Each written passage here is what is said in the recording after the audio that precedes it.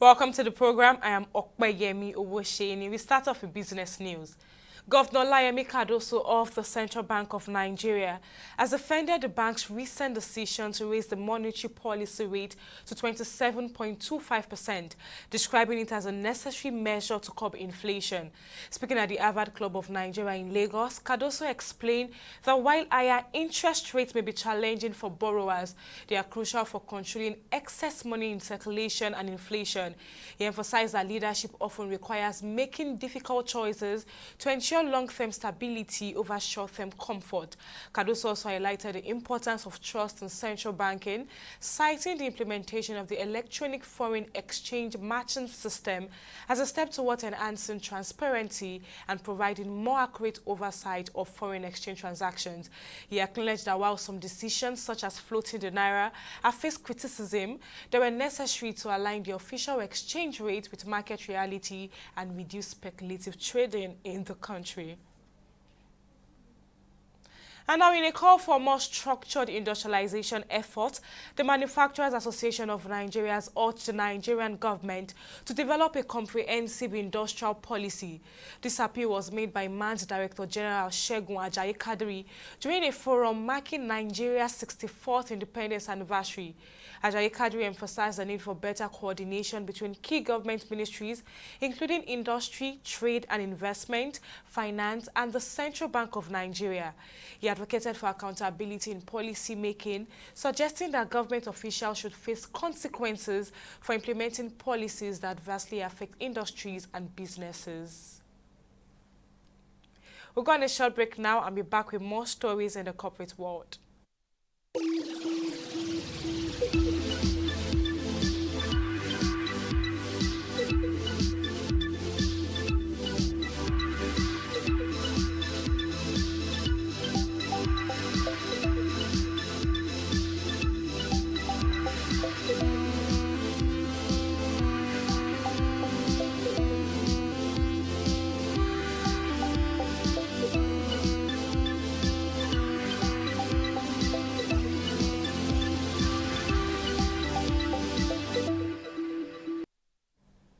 In the last 3 years, we have built a multi-purpose center, which is the envy of all in our constituency.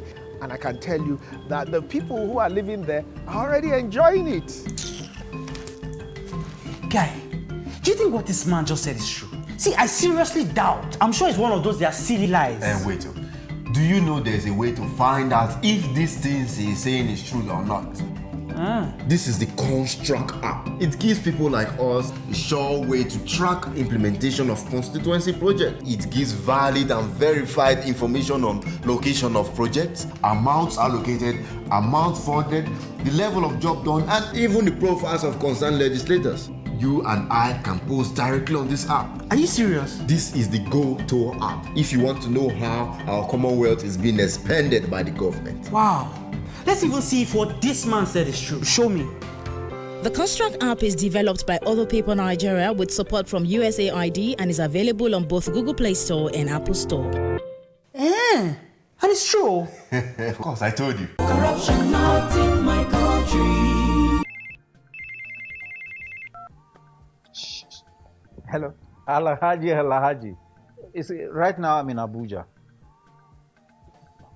No.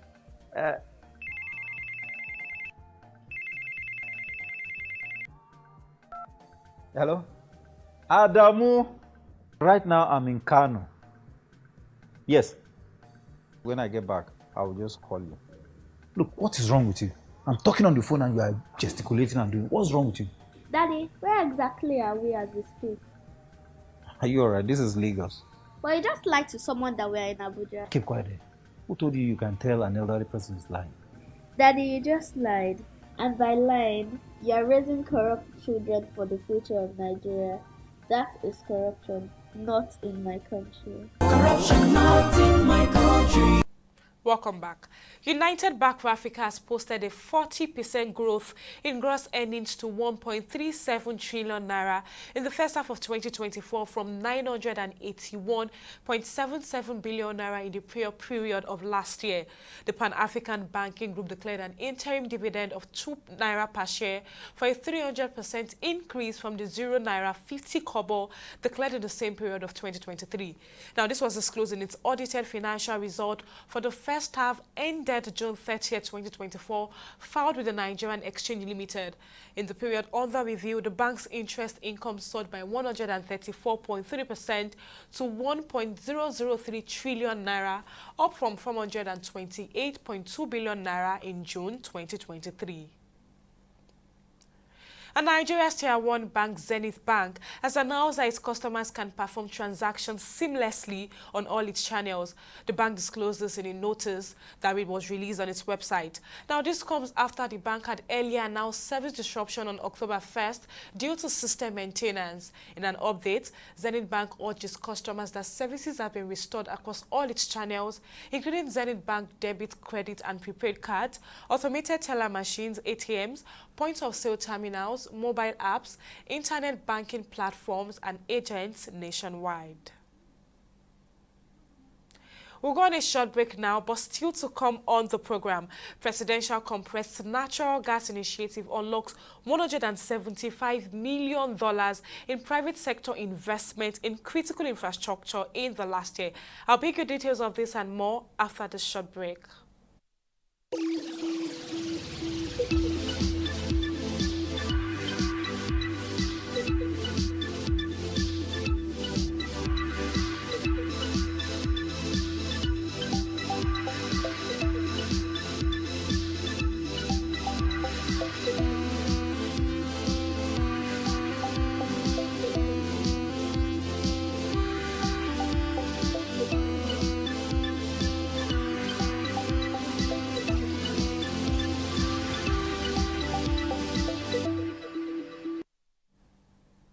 Welcome back.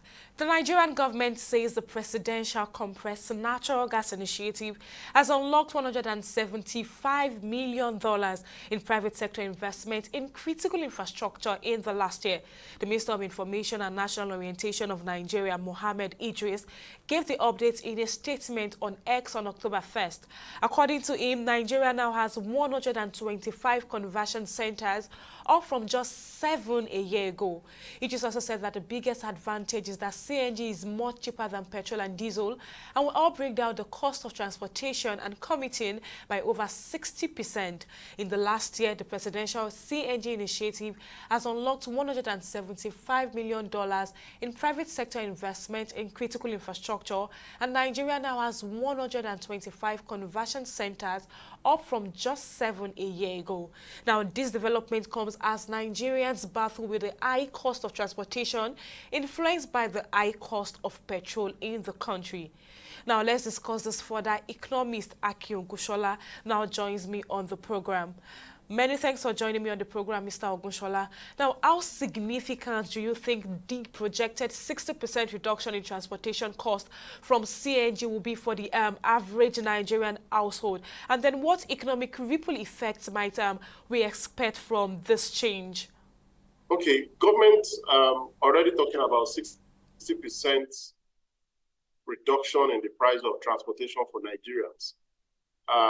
The problem we're going to have is the number of buses. How many Nigerians will have access to the CNG buses? The CNG buses are not going to be enough, except if governments are willing to flood the states, because it's not only FCT. We have 36 states plus FCT. So the buses might not be enough. So maybe possibly just a few people will be enjoying the reduction. And talking about 60% reduction is going to be a good one, but the problem is that just a few people might have access to this court, and maybe we will not be experiencing the overload of people standing in the buses, people struggling, to enter this bus because of the pay cut. So that's the angle at which I'm looking at it from. Now, the CNG initiative has reportedly unlocked $175 million in private sector investment. What will you say are the potential long-term impact of these investments on Nigeria's economy and infrastructure at large? Yeah, if the private sector will be willing to invest heavily in the CNG, yes, it will bring about reduction in, the price of energy. It will also bring about increase in production for the private sector. They will be able to produce more at a lower cost because they are no longer using the diesel and the petrol, which is very expensive, because CNG is actually cheaper. But except if they are going to also pay a cost of conversion from the diesel and the petrol to CNG. That's another cost. Though learn that government is saying for some time it's going to be free, so that people can convert, but the conversion points are really not enough. And people are still not so willing to convert their engines from petrol or diesel to CNG. So, but investment in CNG will help actually to reduce costs. It's just like people investing in solar and people still on the national grid.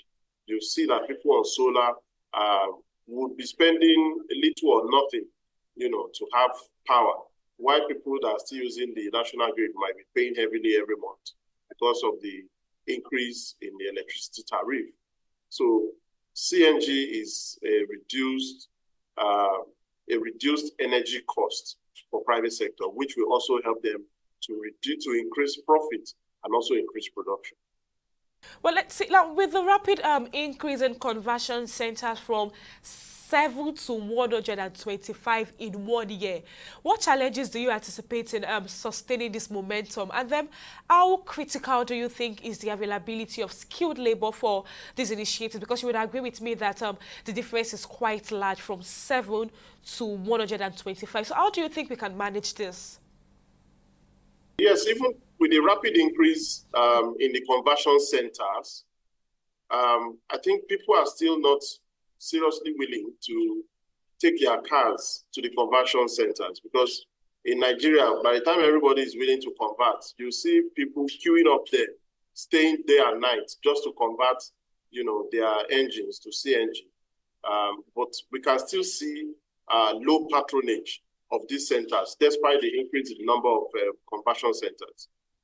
Though the conversion centers has created jobs for people, but Nigerians are still not willing because of the cost of conversion.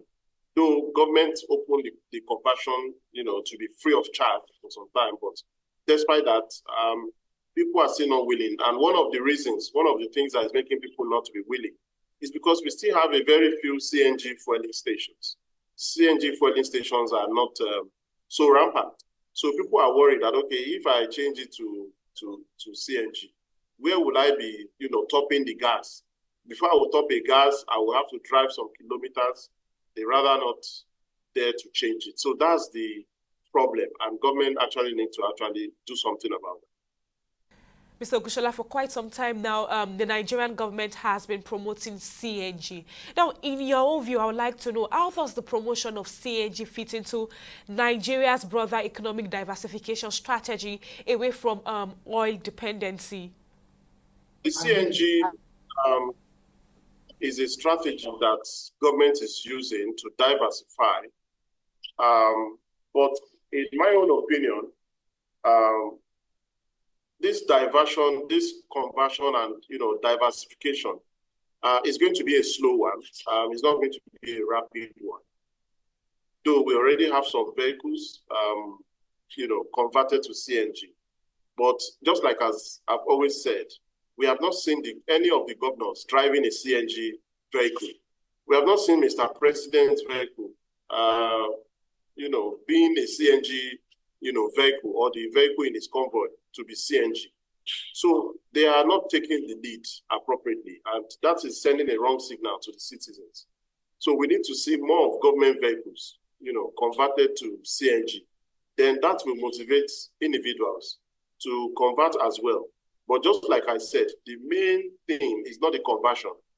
It's about where will they be topping this gas. The CNG fueling stations are not so common.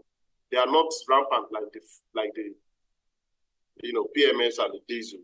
So that is making people to not to really embrace it for now, except when we now see more filling stations that has CNG gases that people can just drive in at any location to top up the CNG in their vehicles. So the diversification will be slow.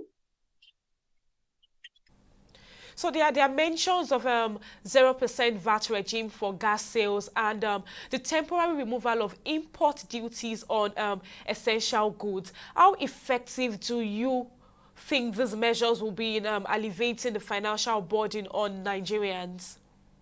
Yeah, the reduction of the VAT or removal of VAT on imported goods, yes, is a welcome idea.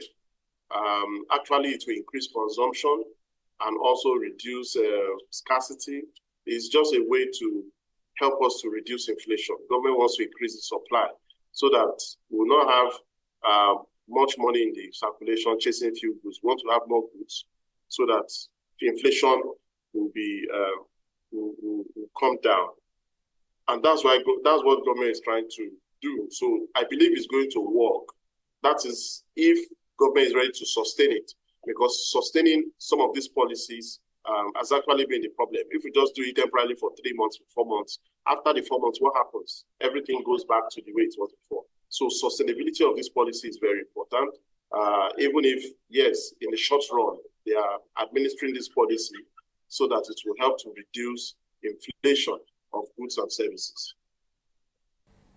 Well, just before I let you go, Mr. Ogushola, you've spoken well on how this will benefit Nigerians. But then I would like to know what potential economic challenges do you foresee as these initiatives are implemented, and how can the government proactively address all of these challenges? Yeah, some of the challenges I foresee, just like I said, is Nigeria has a very large population. It's the most populous Black nation. So Nigeria is a big market, a consuming nation for that matter, because we are not producing. So the challenge we are going to have is having adequacy in whatever government is, giving the people. We don't want a situation where they say, okay, CNG buses, and then they just say, we are going to give only 100 CNG, but 100 CNG buses is not enough for 36 or 37 states. So it sounds so big. Government is doing 100 buses, but by the time you divide 100 by 37, you see each state will just be getting like 3 buses for a whole state. It's not enough, even though government is spending so heavily. So we need the subnationals to also key into this, some of these initiatives, so that it will also help to reduce the large demand on the federal government. So the subnationals need to also invest, in some of the policies that the federal government is rolling out. Another challenge that we also have is the conversion, the fueling stations for CNGs.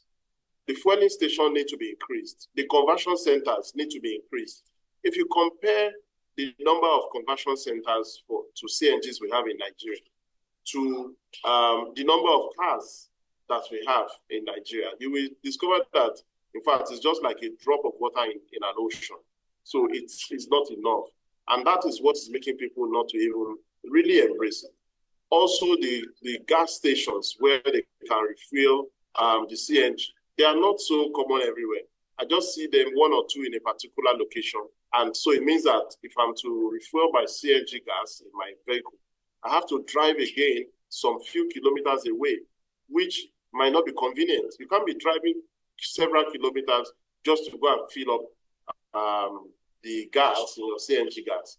People wouldn't even want to do that, because you are saving a cost, but you're also spending that savings on, driving some miles away just to go and refill the gas. So government need to, allow private sector to come in, just like private sector are into the PMS business. They need to allow private sector to come in to build more CNG gas stations, so that CNG gas stations can be everywhere. Just like in a particular fueling station, you can buy kerosene, you can buy to those meters, or probably convert some of those their PMS meters to CNG, so that people can also just drive into any filling station and get CNG gas at anywhere at any time. That will make people to now think about it as an alternative. But when the initiative is just starting like this, and the CNG gas filling stations are so few, people will be seeing a lot of stress that, okay, you are living far away, and before you can, fill your gas, you have to drive several miles. It seems as if whatever you've saved will now be burnt off in driving to another kilometer to refuel the gas. So these are some of the initiatives. The CNG diversification is actually good. It's a welcome development before this diversification can be achieved. So if government cannot provide all the investment, yeah, they can give a good enabling environment to private sector to come in so that they can also, build more, CNG gas stations. And with that, people will be able to embrace it. And we can now measure, the level of shift away from the consumption of PMS and diesel. Well, economist Aki Ogushola, many thanks for lending your thoughts on the program. That's it on this episode of the program. Many thanks for joining us. I'm Okpeyemi Owosheni. See you next time.